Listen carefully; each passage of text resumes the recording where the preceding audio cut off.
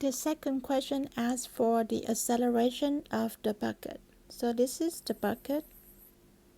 So think about this one. We can right away thinking of applying the Newton's second law, in which we will have like the F net that acting on the object 2, the body 2, equals to m2a, and then here we can just like determine the acceleration a2 from the weight 2 and the tension 2. The problem is that we can calculate W2, the weight, but we don't have any information about the tension.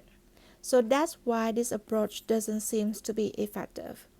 So if we have a bigger look at the whole thing here, and actually we also have some information about the object 1, how about we also take advantage of those information? So if we see the object 1 and 2 and the rod here, this whole thing is a system, okay, as a system, then we can apply Newton's second law to the whole system here.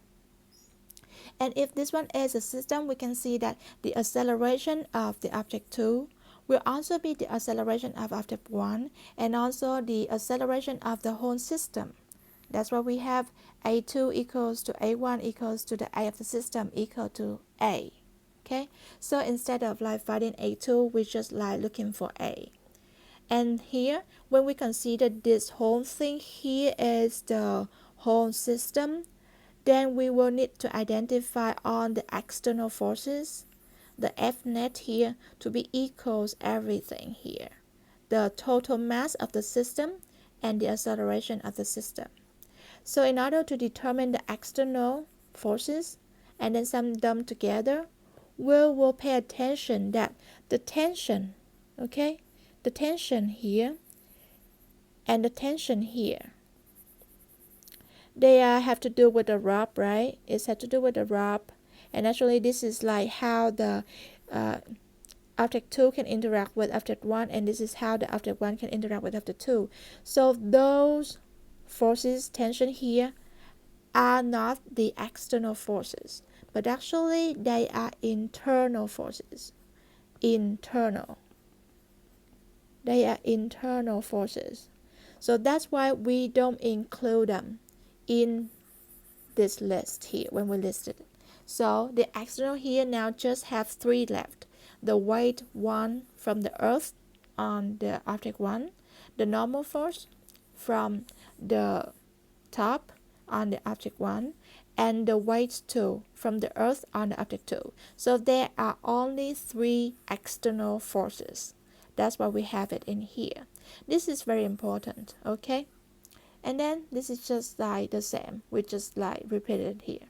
And now we can see next this one and this one actually, because mass 1, they stay still, they stay on the top, they just like move along this one. There's no motion on the vertical. That's why these two balance with each other and it just go to 0.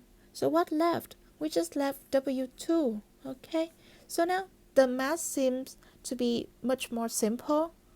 Like we see that W2 here just equals to m1, m2 all together multiplied with the acceleration. And now we just need to solve for A. And this is like some math, algebra math here. Just like change the sign, divided it, and now just plug in the values here. So up to this point, we need to find m1. So how can we find m1?